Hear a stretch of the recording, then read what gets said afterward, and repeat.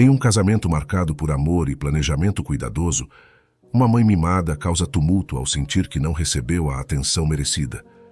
Este incidente revela a tensão subjacente e marca um ponto de ruptura nas relações familiares, deixando o protagonista confuso e desorientado quanto ao próximo passo a tomar.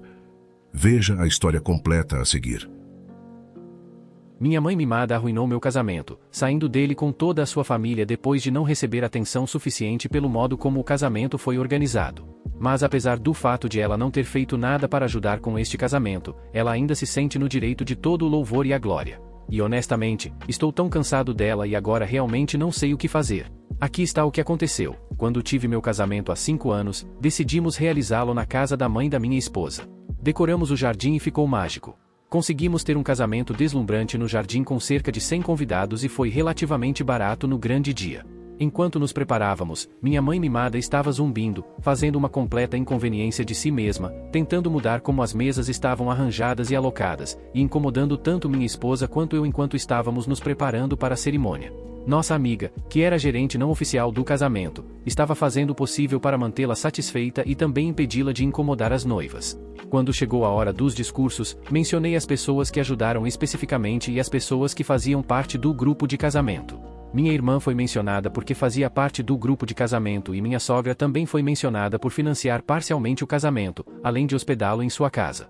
Ela também investiu muito tempo e esforço, mas no final, minha mãe mimada não foi mencionada, principalmente porque ela não ajudou. Se é que ela, de fato, estava atrapalhando muito do nosso progresso e honestamente nunca fez nada para nos apoiar. Quando ficou claro que ela não estava sendo mencionada, sua família começou a gritar comigo de um lado do jardim, lembrando-me de mencionar de alguma forma minha mãe por surpresa e choque. Eu fiz uma rápida menção, mas honestamente não tinha ideia do que dizer. Simplesmente não fazia sentido mencioná-la em primeiro lugar. Bem, pouco depois, ela saiu chorando e levou toda a sua família estendida com ela, o que era cerca de 1/4 de toda a lista de convidados. Quero dizer, a maioria nem sequer se despediu. Foi uma quantidade devastadora de drama para o que deveria ter sido um dia mágico. Meu pai, que é divorciado da minha mãe, lidou muito bem com isso e nos confortou. E sabe de uma coisa? Não me arrependo nem um pouco de não tê-la mencionado. Tudo o que isso fez foi destacar que ela não pode ser confiável para participar de nossas vidas de qualquer maneira importante ou significativa.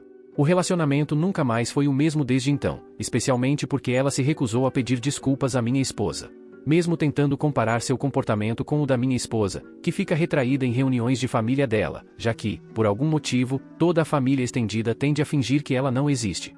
É honestamente tão bizarro, mas considerando todas as coisas, estou apenas feliz por minha esposa ainda me amar, apesar de quão insana minha mãe mimada realmente é. Nossa, que maneira terrível de te tratar no seu casamento. Você está se casando e tentando organizar tudo perfeitamente.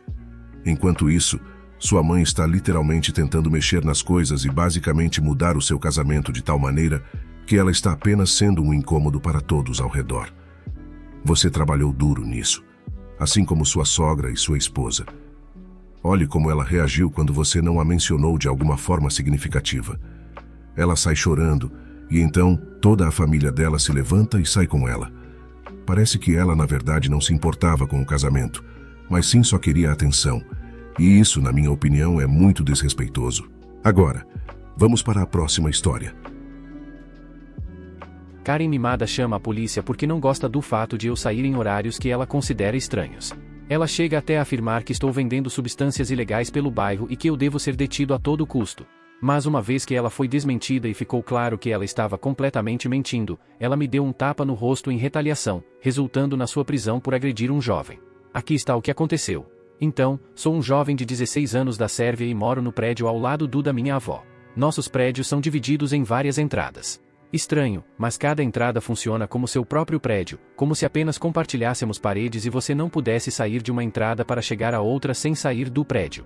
Agora, moro na entrada que fica de frente para outro prédio. Se eu der a volta, a outra entrada leva ao apartamento da minha avó. Infelizmente, meu avô faleceu 8 anos atrás, deixando minha avó sozinha em seu apartamento. Meus pais, na época em que isso aconteceu vários anos atrás, viram um quarto vazio e pediram à minha avó se poderíamos transformá-lo em meu quarto privado porque eu precisava de privacidade. Minha avó ficou encantada com a ideia.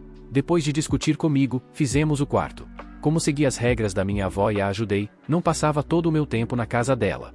Em vez disso, alternava entre os apartamentos conforme necessário. Por exemplo, eu voltava da escola, deixava minhas coisas e depois ia dormir na casa da minha avó. Depois, voltava para casa de manhã para tomar café da manhã. Eu tinha uma espécie de rotina para quando ia aonde, com uma precisão de mais ou menos 1 hora. Agora, só para reiterar, moro na entrada que fica de frente para outro prédio. Se eu der a volta, a outra entrada leva ao apartamento da minha avó. Diretamente em frente à minha entrada, a outra entrada e, acima dela, na janela. Pelo menos 70% das vezes em que eu saía, havia uma senhora idosa ali.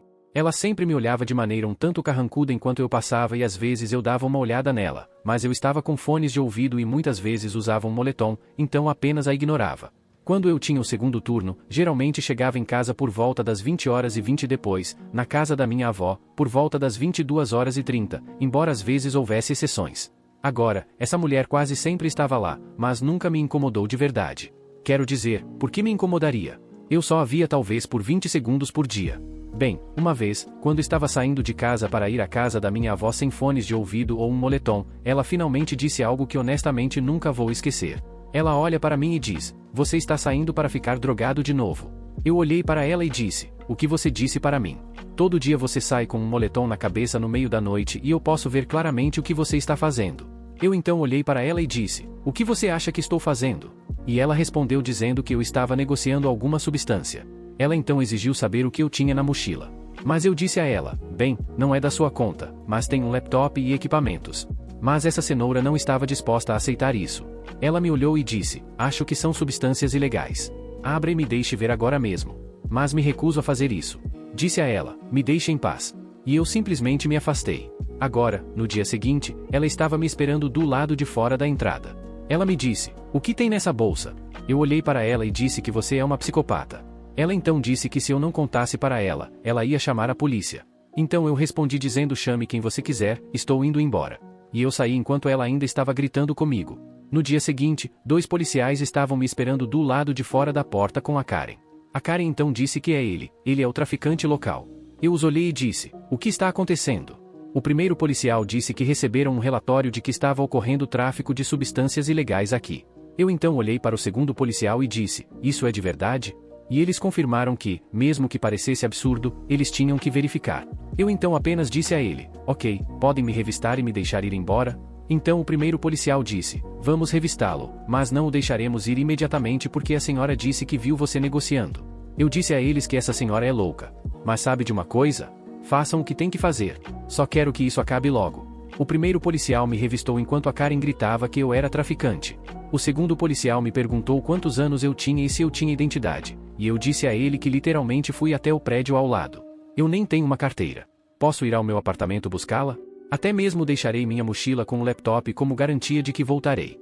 O primeiro policial então disse: "Você mora aqui?" E eu disse sim. E foi quando ele disse que me acompanharia até meu apartamento.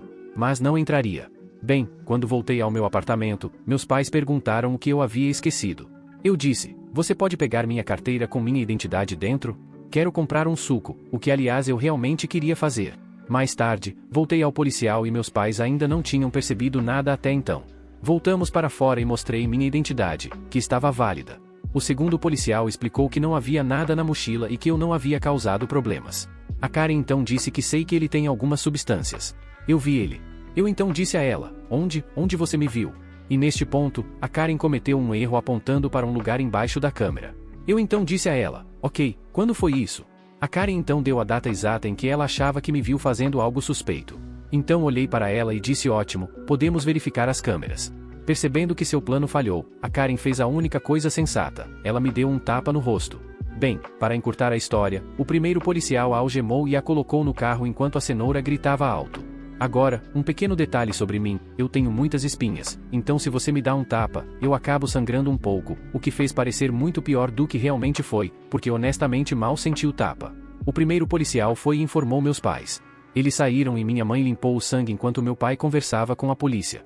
Ele perguntou ao policial se poderia me enviar para me lavar, e o primeiro policial me mandou fazer exatamente isso. A Karen foi condenada por agredir um menor e abusar da polícia. Como conseguimos abafar toda a história dos vizinhos, por um milagre ninguém viu realmente nada. A Karen recebeu uma punição e um aviso severo.